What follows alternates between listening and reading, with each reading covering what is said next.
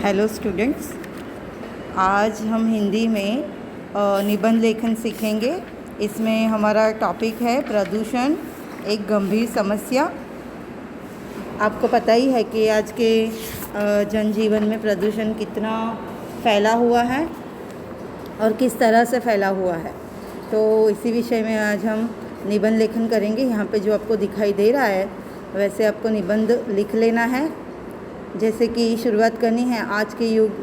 आज युग वैज्ञानिक कहा जाता है। आज का युग वैज्ञानिक कहा जाता है।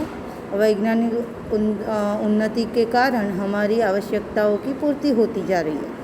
हमारे सुख साधन बढ़ते जा रहे हैं। पता ही है कि जैसे वाहन व्यवहार है, फैक्ट्रीज़ है, वो किसके लिए है? हमारी सुख सुविधाओं के लिए। तो इसके लिए हर एक चीज़ में वायु प्रदूषण है, हवा प्रदूषण है, फिर जल प्रदूषण है, ये सब फैलता जा रहा है, जिसके कारण नए नए उद्योग धंधे तथा कल कारखाने भी खुलते जा रहे हैं। जनवृद्धि के कारण जनवृद्धि, गांव, नगर और शहरों का चहुमुखी विकास हो रहा है। चहुमुखी माने चारों तरफ से। जंगलों को काटकर कृषि और भवन तथा कल कारखानों के लिए ज़मीन की पूर्ति हो रही है।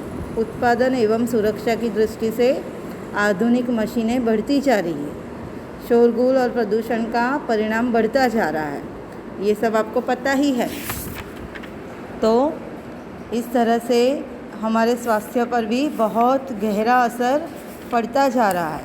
प्राकृतिक प्रक्रिया का संतुलन बिगड़ता जा रहा है। वैसे वो भी पता ही है हमें कि कैसे एटमॉस्फेयर में चेंजेस आते हैं। जंगली प्राणी समाप्त होते जा रहे हैं। पहले के ज़माने में देखो, आपको जैसे जंगली प्राणी देखने को मिलते थे, वैसे अभी इतना इजीली नहीं देखने को मिलता। गांव तथा शहर की ओर जंगली प्राणी बढ़ते जा रहे हैं, क्योंकि जंगल का नाश हो रहा है, तो वो कहाँ जाएंगे? वर्तमान में ये प्राणी मनुष्य के दुश्मन सिद्ध हो रहे हैं। कृषि की फसलों को नुकसान पहुंचा रहे हैं। इन्हीं कारणों से वायु प्रदूषण, जल प्रदूषण, ध्वनि प्रदूषण का ग्राफ प्रतिदिन बढ़ता जा रहा है। प्रदूषण की समस्या केवल भारत में ही नहीं, बल्कि यह समस्या पूरे विश्व की हो चुकी है। तो ऐसे आपको लिखना है। रासायनिक खादों एवं कीटाणुनाशकों के कारण जल और फसलें दूषित हो रही है। वाहन, मशीनों के कारण ध्वनि प्रदूषण चरम सीमा पे पहुंच चुका है। अभी आपको निबंध में ये चीज़ हर एक बार ध्यान में रखनी है कि आपको थोड़े थोड़े अंतराल पे पैराग्राफ करना होता है और एकदम अच्छी तरह से भाषा तथा वाक्य की शुद्धि करनी है। बराबर? आगे देखिए, फेफड़े संबंधी अनेक रोग पैदा हो रहे हैं। आंखें खराब हो रही है। लोगों की बेचैनी बढ़ती जा रही है। धुआं से विषैला वातावरण बनता जा रहा है। सारी गंदगी बहकर समुद्र को दूषित करती है। विमान, वाहन के हॉर्न, रेडियो, लाउडस्पीकर की ध्वनियों से ध्वनि प्रदूषण दिन ब दिन चौगुना बढ़ रहा है। और वैसे ही फिर लास्ट पैराग्राफ में देखो, प्रदूषण को पूर्ण रूप से समाप्त करना असंभव है। प्रकृति के सौंदर्य को बनाए रखना होगा और मानवीय विकास को गतिशील रखना होगा। ग्रामीण संस्कृति एवं शहर संस्कृति को बनाए रखने का प्रयत्न करना चाहिए। कल कारखानों तथा उद्योगों से उनको दूर रखना चाहिए समाज से। समझ में आई बात? उसी तरह से लास्ट में देखिए, ध्वनि प्रदूषण को नियंत्रित करने की ज़रूरत होगी। इन समस्याओं से निपटने के लिए सामूहिक प्रयास करने पड़ेंगे तथा जन जागरण करना होगा। तो इसी तरह से हमें साथ मिलके इससे लड़ना है, ना कि एक या दो जन लड़ेंगे तो उसका कोई फ़ायदा होने वाला नहीं है। तो यह हमें समझना चाहिए। तो इस तरह से प्रदूषण कैसे एक विश्व की समस्या है, उस विषय में ये वाला निबंध आपको आपकी कॉम्पो बुक बनानी है और उसमें लिखना है। दूसरा भी एक कॉम्पो है। ये देखिए, एक फूल की आत्मकथा। तो उसमें क्या है कि आपको दे दिया है, पॉइंट्स दे दिया है। जन्म और बचपन, सुगंध और सुंदरता का जादू, भगवान के सिर पर फिर वर्तमान दशा और अंतिम इच्छा। आपको जब भी कोई आत्मकथा लिखनी है, तब मैं ऐसा था, मैं वैसा था। आत्मकथा आप कैसे थे और आपके समस्त जीवन पे आप अभी लिख रहे हैं, लेकिन आपके भूतकाल के विषय में लिख रहे हैं। तो आपको हमेशा था, मैं ऐसा रहता था, ऐसे वर्ड्स का उपयोग करना पड़ेगा। जैसे कि यहाँ पे एक फूल है तो यहाँ पे गुलाब का फूल की बात की है कि मैं गुलाब का फूल हूँ। मेरा जन्म जीजा माता उद्यान में एक पौधे पर हुआ था, बराबर। वहाँ अन्य पौधे और मेरे और भी साथी थे। सबका अपना अपना रंग रूप था, हर एक फूल अलग अलग होता है, इसीलिए सबकी अपनी अपनी सुंदरता थी। पहले तो मैं बहुत छोटा सा था, उस समय लोग मुझे कली कहते थे। बड़ा होने पर लोग मुझे फूल कहने लगे। मैं माँ की गोद में हवा और झोंकों के साथ झूमता रहता था। कितनी आनंद भरी थी उस समय की यह प्यार भरी दुनिया। फिर पैराग्राफ आता है, जब मैं फूल बना तो मेरे रूप रंग की शान निराली हो गई। जो भी मुझे देखता वह बस देखता ही रह जाता। मेरी सुगंध और सुंदरता लोगों पर जादू जैसा असर करने लगी। आपको पता ही है कि गुलाब का फूल कितना सुंदर होता है। भंवरे भी मंडराने लगे, तितलियाँ आसपास रहने लगी और सचमुच मेरा जीवन सुनहरा हो गया। जैसे फूल सुबह खिलता है फिर शाम को कैसा मुरझा जाता है ना, तो वैसा ही कैसा उसकी और हालत कैसी हुई उसके बारे में आगे बात होगी। मगर परिवर्तन जीवन का नियम है। मेरे जीवन में भी भारी परिवर्तन हुआ। एक दिन सुबह माली बगीचे में आया।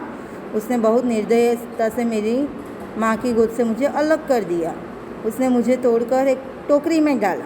इस प्रकार और भी कई फूल तोड़कर उसने टोकरी में डाले। इसके बाद माली अन्य फूलों के साथ मुझे बाज़ार ले गया। वहाँ पे एक आदमी ने मेरे को ख़रीदा।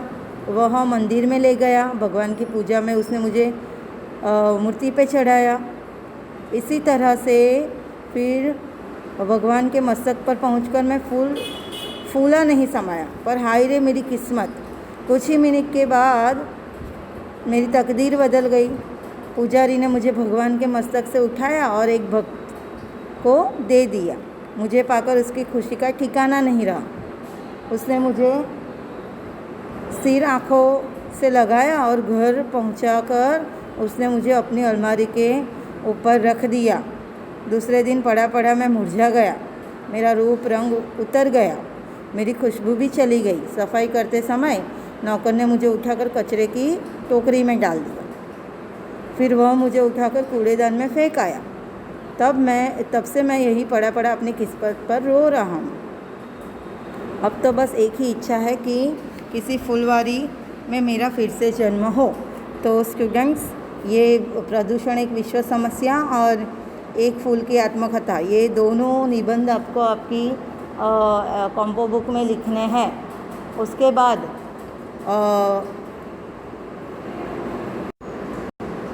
ये गद्य समीक्षा आपको लिखनी है।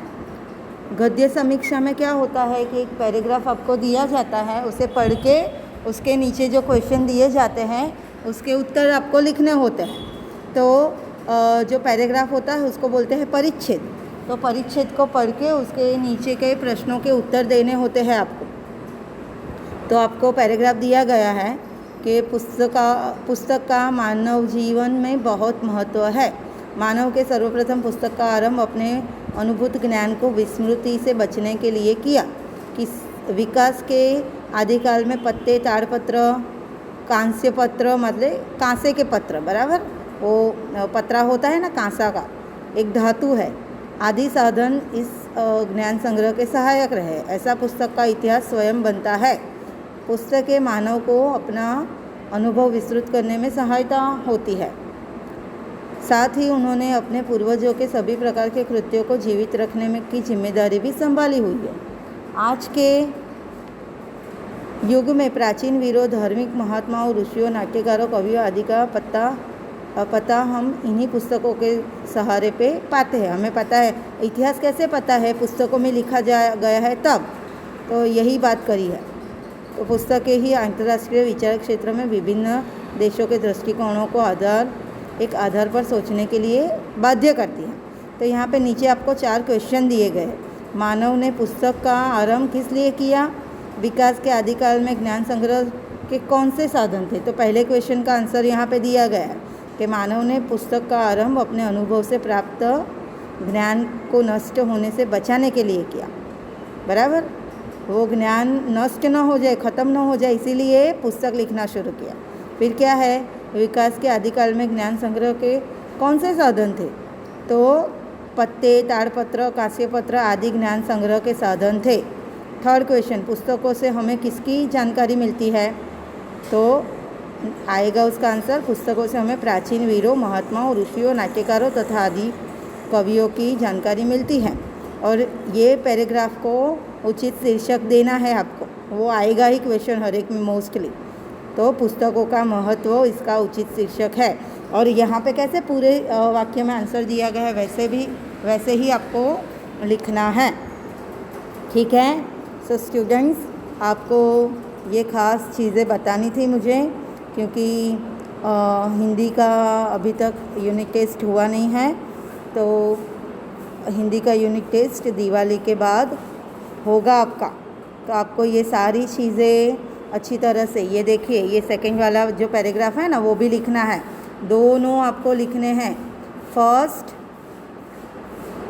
ये देखिए फर्स्ट, ठीक है,